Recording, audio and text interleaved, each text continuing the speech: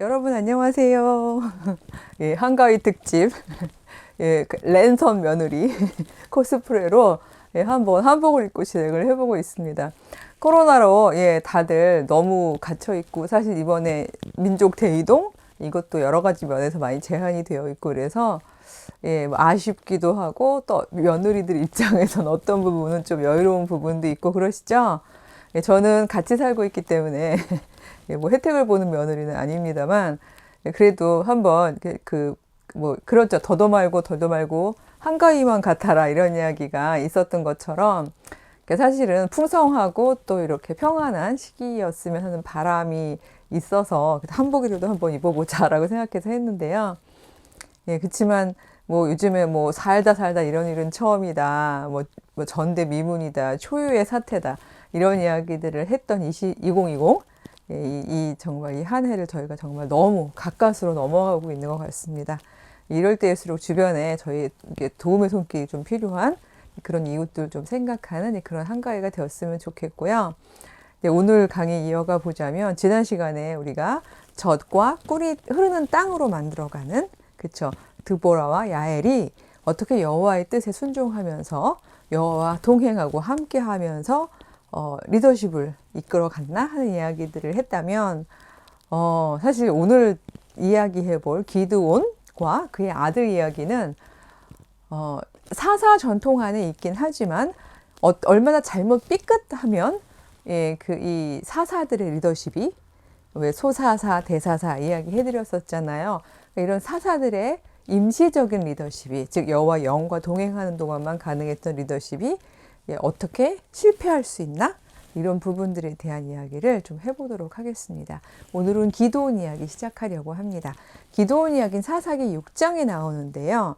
6장은 이렇게 시작을 합니다. 제가 1절부터 조금 읽어보겠습니다. 이스라엘 자손이 또 여호와의 목전에 악을 행하였으므로 여호와께서 7년 동안 그들을 미디안의 손에 넘겨주시니 미디안의 손이 이스라엘을 이긴지라. 이게 제가 왜 겪어낸 사람들이 있고 이거를 기록하면서 해석하는 사람들이 있다는 얘기를 늘 말씀을 드렸잖아요. 우리는 세 번째 사람들이죠. 그걸 읽고 있는 사람들. 근데 지금 이 앞에 오프닝은 겪고 있는 사람들의 이야기일까요? 아니면 해석한 사람들의 이야기일까요? 답은 두 번째죠.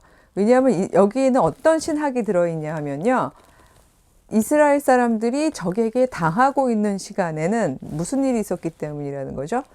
여호와의 목전에서 이스라엘 사람들이 올바르게 살지 못했기 때문에 악을 행했기 때문에 그 벌로 외세의 침입으로부터 보호를 못 받았다라는 것이 이 사사기 전반에 흐르고 있는 어떤 이 유대인들의 신학인 거죠. 신앙 고백이기도 하고요. 예, 이런데 항상 이 매뉴얼이 있어요. 너무 힘들고 막 기껏 우리 사실 추석도 우리가 왜 더도 말고 덜도 말고 한가위만 같아라라고 얘기하죠. 추수 때잖아요. 그러니까 그땐 그래도 풍성하게 먹을 수 있잖아요. 서민들도. 근데 이게 한 해의 농사를 다 짓고 이제 추수를 할 때쯤 되면요. 외세에 강한 사람들이 우르르 와가지고 이스라엘 사람들을 다 털어가는 거예요. 어느 정도로 털어가냐 하면요. 3절에 제가 읽어보면 이스라엘이 파종할 때면 미디안과 아멜렉과 동방 사람들이 치러 올라와서 아예 이스라엘 가운데 먹을 것을 남겨두지 않을 정도로 싹 쓸어가고요. 양, 소, 나귀도 남기지 않았다는 거예요. 거의 메뚜기채처럼 들어와서 싹 가져가서 6절에 이렇게 나옵니다.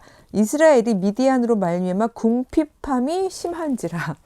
예, 우리가 지금 한가위인데 풍성한 게 아니라 추수 때가 되면 오히려 궁핍함이 심해지는 거죠. 왜냐면 다 쓸어가니까. 이런 일들이 생기고 있었던 당시에 어떤 사사가 부름을 받나 하는 이야기를 해보려는 건데요. 이때 부름을 받은 사사는 기드온이라는 사사이고요. 기드온에 대해서는 아마 여러분들 주일학교 열심히 다녔으면 뭐 기드온과 300용사 뭐 이런 거 기억나실 것 같은데 기드온에 대한 일화는 사사기 내에서 굉장히 많은 분량을 차지하고 있습니다. 그 얘기는 두 가지겠죠. 그만큼 당대에 살아냈던 사람들 중에 중요성을 가지는 역사를 살아냈던 사람이라는 뜻도 있고요. 두 번째는 글을 기록하는 데 있어서 전하고자 하는 메시지, 두 번째 편집하고 해석하는 사람들, 그들이 굉장히 중요하게 강조해야 하는 포인트가 있다는 이야기도 되겠죠. 저희가 다 찾아낼 수 있을지 모르지만 그 두 가지를 다 한번 읽어보도록 하겠습니다. 이 11절에 보면 기드온이 소위 말해서 여호와의 부름을 받는 장면이 나오는데요. 재미있는 것은 뭐 드보라의 경우는 그 부분이 굉장히 축약이 돼 있고 야엘의 경우에는 여호와의 뭐 영을 받았다거나 아니면은 여호와께 그 계시를 받았다거나 하는 맥락은 아예 사라져 있고 없죠. 근데 이 기드온의 경우에는요, 이 내용이 굉장히 길게 묘사가 되어 있어요. 기드온이 되게 신중한 사람인 것 같기도 하고, 이 영을 자기가 인식하는, 자각하는 과정이라고 할까요, 사사가? 이 부분도 제가 볼 때는 사람마다 참 다르구나라는 생각이 듭니다. 11절에 보면은요, 여호와의 사자가 이 오브라에 이르러서 상수리 나무 아래 앉아 있는데 마침 요아스의 아들 기드온이, 그 다음 굉장히 재밌습니다. 미디안 사람에게 알리지 아니하려 하여 밀을 포도주 틀에서 타작하고 있더라 라고 나와요. 사실 이거 졸다가 읽으시면 그냥 넘어가기 되게 쉬운 장면이죠. 여기서 그냥 기드온이 여호와의 사자를 만났구나 이것만 생각하고 넘어갈 수 있는데, 우리 미드라시적 읽기에서는 꼼꼼하게 읽어라 라는 원칙이 있었죠. 정말 꼼꼼하게 읽어보시면 이상하지 않으세요? 자, 물론 앞에 목적이 나와 있긴 합니다만 밀을 타작하는데 어디다가 타작을 하고 있대요? 여기 보면은 포도주 틀에서, 제가 농부가 아니라서 포도주 틀에다가 밀을 타작할 수 있는지는 잘 모르겠지만 여기 보니까 되는 것 같아요. 그쵸? 기드온에 따르면. 자, 왜 이랬을까요? 성경 안에 이미 답이 나와 있습니다. 미디안 사람들에게 알리지 아니하려 이렇게 돼 있죠. 그러니까 어떻게 보면 미디안 사람들은 조금 단순한 것 같은 게 밀을 추수할 당시예요. 뺏으러 온 거죠. 밀 타작하는 기기에서만 뺏어가는 거예요. 타작이 다 된 거를. 근데 포도주랑은 아마 수확 시기가 다른가 봐요. 그러니까 포도즙을 이렇게 짜는 그 틀은 검사를 안 하는 거예요. 왜냐면 포도주 틀이니까. 미디안 성격 어떻게 유추하실 수 있을까요? 미디안은 어떤 사람이다? 만약에 드보라나 야엘이 God given talent, 제가 카리즈마 이야기 했잖아요. 그 여인들이 가졌던 카리즈마가 한 사람은 뭐 용기와 지혜, 판단력이고 또 한 사람은 힘, 물리적 힘이었다면, 기드온에게 만약에 카리스마가 있다면, 즉 하나님이 주신 재능이 있다면 어떤 재능을 가지고 있을까요? 저보고 얘기하라고 그러면 저는 신중함, 치밀함, 전략가? 그러니까 이런 캐릭터인 것 같아요.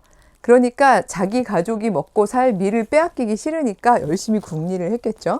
어떻게 하면 이거를 안 빼앗기고서 우리가 먹고 살 수 있을까? 왜냐면 물리적 힘은 없으니까 싸울 수 없잖아요. 시기가 다른 포도주 틀에서 몰래 타작을 하자. 그러니까 저 여기를 보면서 여호와가 사자가 그 말씀 드렸잖아요. 그때그때 필요한 재능이 리더십으로 사용이 된다라고 말씀을 드렸는데, 여호와의 사자가 기드온을 선택한 여러 가지 이유들 중에서 물론 신앙심도 있었겠지만 그가 가진 이 신중한 전략가형의 캐릭터가 지금 요 당시에는 필요했겠구나 라는 생각이 저는 좀 들더라고요. 근데 이 나중에 이제 발휘를 합니다. 얼마나 이 사람이 신중한지 얘기가 나오긴 하는데요. 그래가지고 사자가 뭐라고 얘기를 하냐면요. 큰 용사여, 12절입니다. 여호와께서 너와 함께 계시기를 원하노라.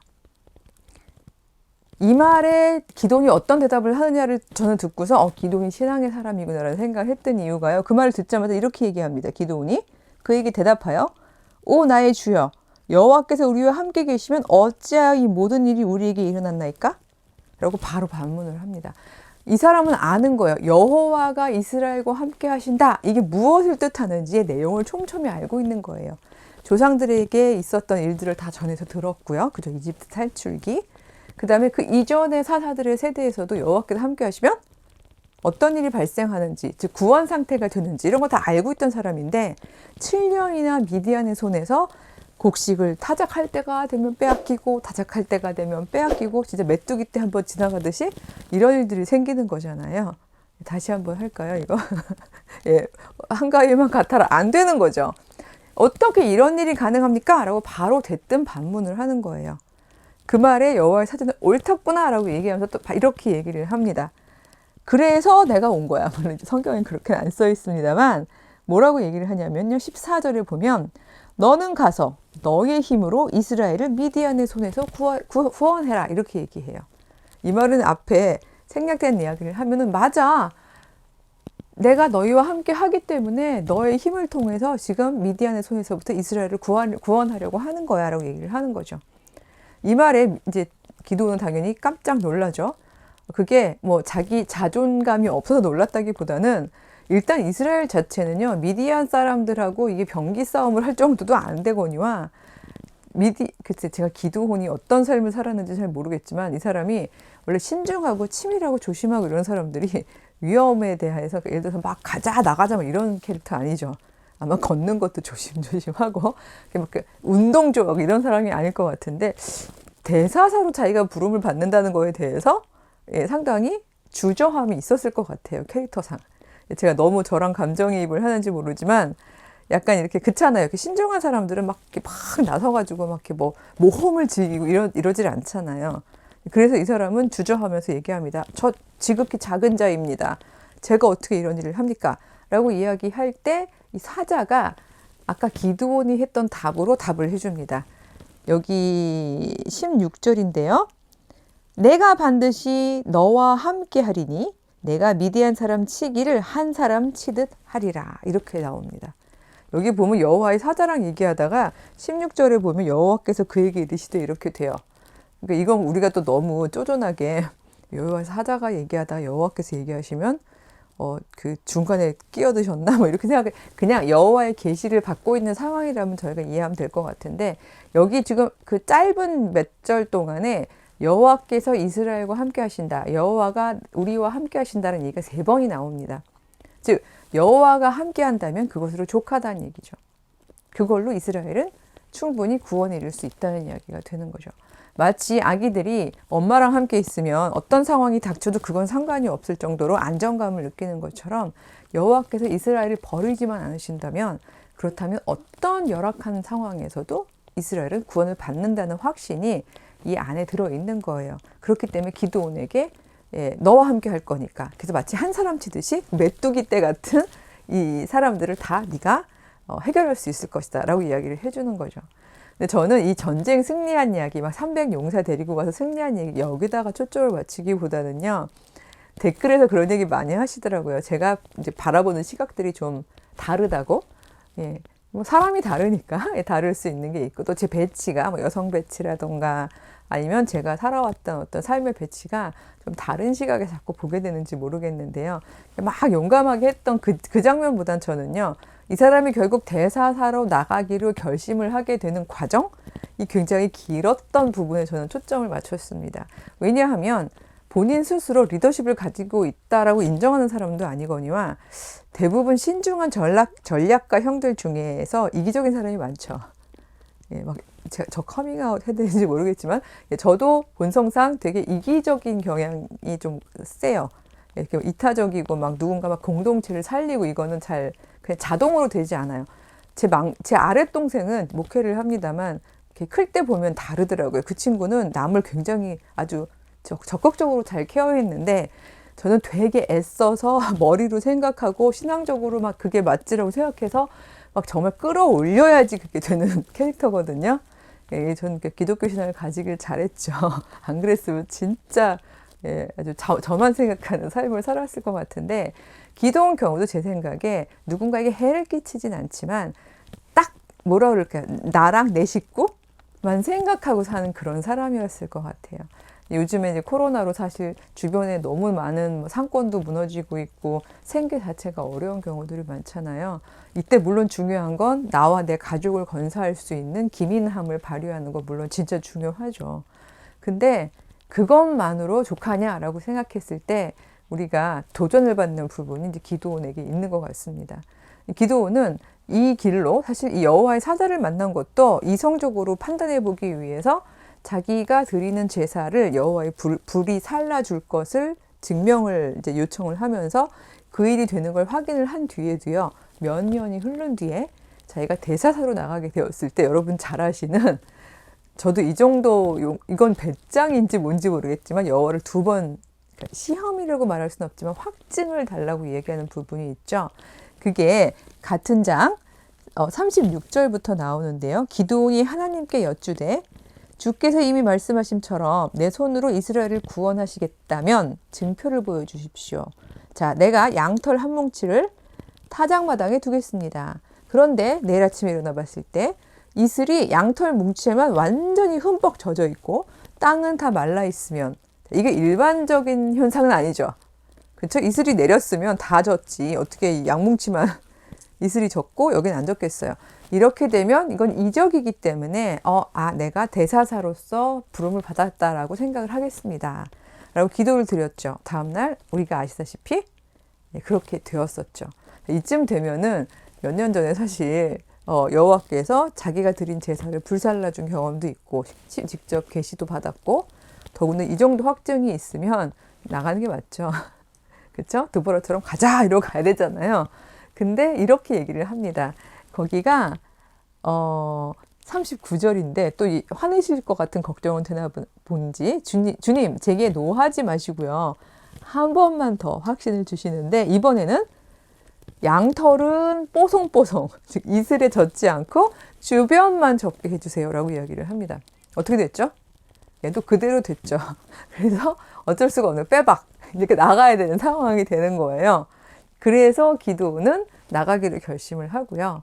잘 아시다시피 많은 숫자의 이스라엘 사람들을 동원해서 이긴 것이 아니라 아주 300명의 신중한, 기드온의 그 신중한 작전을 잘 캐치하고 알아들을 수 있는, 왜 그 무슨 드라마 같은 전쟁 드라마 같은 거 보면 왜 초병이나 그 쫄보 같은 친구들이 뭐 이렇게 작전 명령을 할 때까지는 발포하지 마라 그러는데 항상 보면 막 덜덜덜 떨고 있다 먼저 발포해가지고 막 힘들어지고 이런 일들 있잖아요.